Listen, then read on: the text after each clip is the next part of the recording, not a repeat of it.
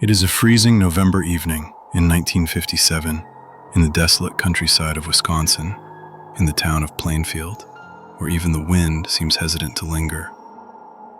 When a police team enters a seemingly abandoned and lonely farmhouse, the flickering light of their flashlights begins to roam across the dark wooden walls. At that moment, the only thing that fills your nostrils is a heavy, sickly sweet stench of decay that turns the stomachs of even the most experienced officers. As the beam of light reaches the ceiling, you come face to face with a headless female body, hanging upside down by her ankles, gutted and eviscerated like a hunted animal. This is not a set from a horror movie.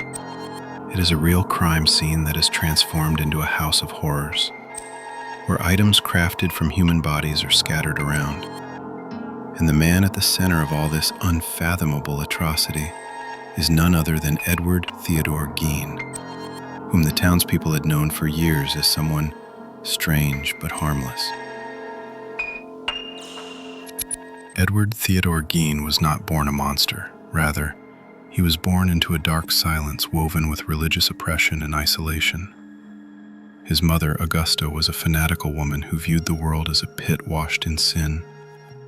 Every afternoon she would sit Ed and his brother Henry down to read passages from the Bible focusing on divine wrath, punishment, and death, convincing them that all women were tools of the devil. It is even said that she forced both sons to swear an oath of lifelong chastity. The family moved to a desolate 155-acre farmhouse, which meant Ed experienced the outside world only through his mother's strict filter. At school, he suffered from severe bullying due to a drooping left eyelid and a speech impediment, and he was known for sudden bursts of meaningless laughter. Augusta punished any attempt he made to form friendships, ensuring he remained entirely dependent on her. When his father George, a faint shadow lost in alcoholism, died in 1940, Ed did not even feel the loss. The sole authority in his world was his mother, whom he deified and with whom he developed an abnormally strong attachment. According to psychologists, this immeasurable devotion and Augusta's toxic ideology had already planted the seeds of the great mental destruction that would eventually erupt. In 1944, as black smoke rose over the Gein farm, one of history's darkest stories of brotherhood was being written.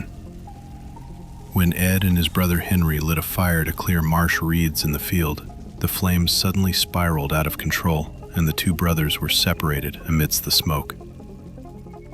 After the fire was extinguished, it was realized that Henry had disappeared, and a search party was immediately organized in the area. The most spine-chilling moment of the incident occurred at this point. Ed led the search party directly to the spot where his brother lay, as if he had known the location of the body beforehand. When Henry's lifeless body was found, the scene was quite perplexing. The corpse was lying face down, and although it was surrounded by ashes, there was not a single burn mark on his body.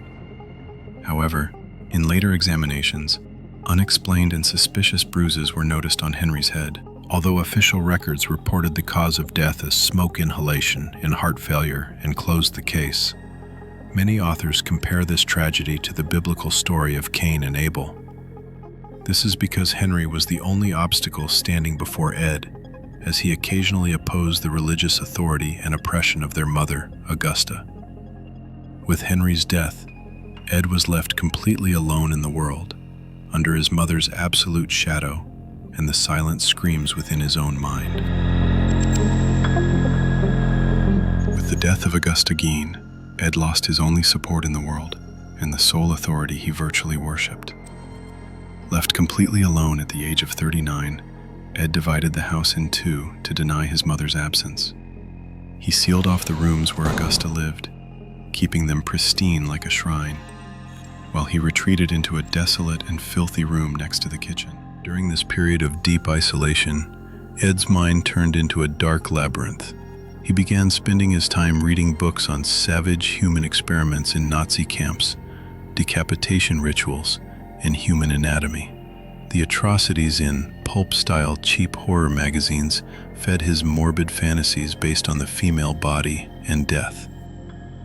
For Ed, who completely detached from reality with the desire to bring his mother back at any cost, this silence would soon give way to those grotesque acts that would begin in the darkness of the graveyards. After 1945, the silent nights of Plainfield began to echo not just with the whisper of the wind, but with the sound of Ed Gein's shovel striking the earth. With his mental world completely collapsed after Augusta's death, Ed began making secret night visits to cemeteries out of a desire to bring his mother back at any cost and feel her presence. Starting from 1947, Ed specifically targeted the fresh corpses of middle-aged women who resembled his mother. For Ed, these acts were not mere thefts, but a grotesque harvest and crafting process. He skinned and tanned the bodies he exhumed, turning their bones into various household items. Human faces carefully cut and turned into masks were also a part of this morbid collection.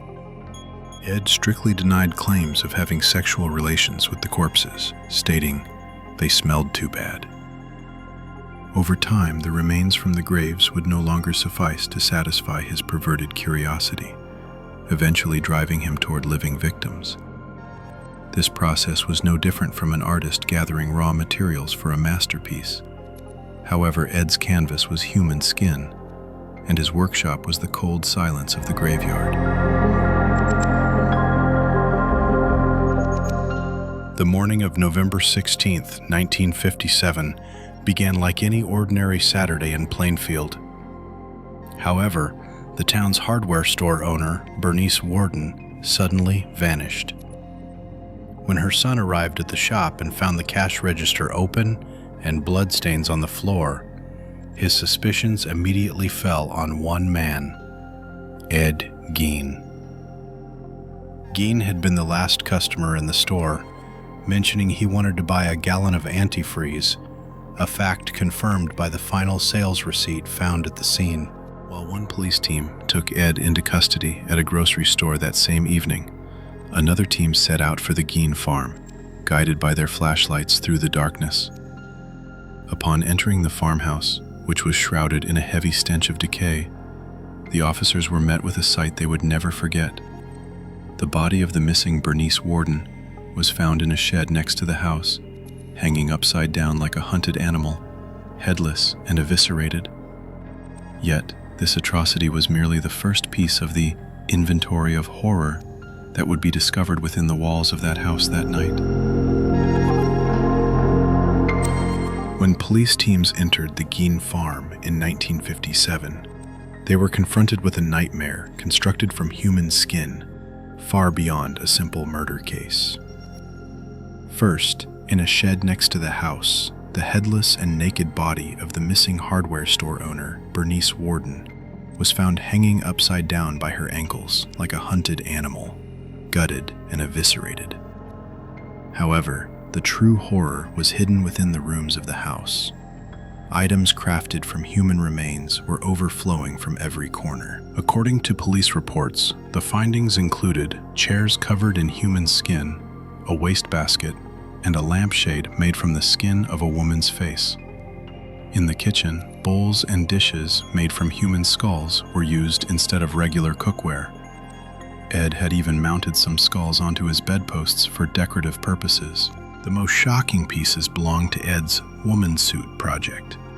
A corset made from a female torso, leggings produced from the skin of human legs, and real female faces carefully cut to become masks were seized. It was soon realized that one of these masks belonged to Mary Hogan, the tavern owner who had disappeared in 1954. As they went deeper into the house, the details became even more grotesque. 9 female sex organs were found in a shoebox, along with a belt made from female nipples, human lips hanging from a window shade string, and a jar full of human fingers. Faced with this sight, one of the sheriffs conducting the operation experienced a trauma so severe that he would never forget what he saw for the rest of his life.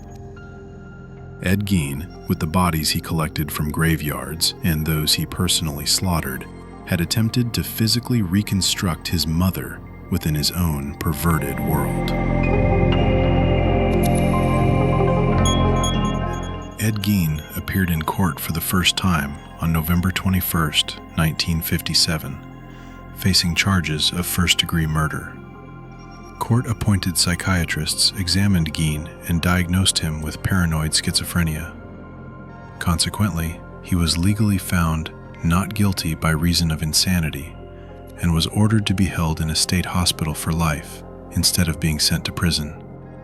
During his years in the hospital, staff described him as a model patient who exhibited an obedient, polite, and helpful attitude. He passed away on July 26, 1984, at the age of 77, due to cancer and respiratory failure.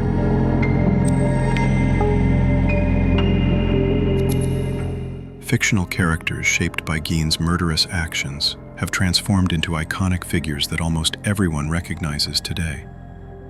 The most well-known examples of this influence are the character Norman Bates from the film Psycho, Leatherface in the Texas Chainsaw Massacre, and the character Buffalo Bill in the film The Silence of the Lambs. Among current productions, the 2025 series Monster, the Ed Gein story, directly focuses on his life. Ed Gein's house burned down, but his story did not. Today, we still see him in horror movies, skin masks, mother-obsessed killers. So the real question is this: is a monster born, or is it raised? See you in the next story.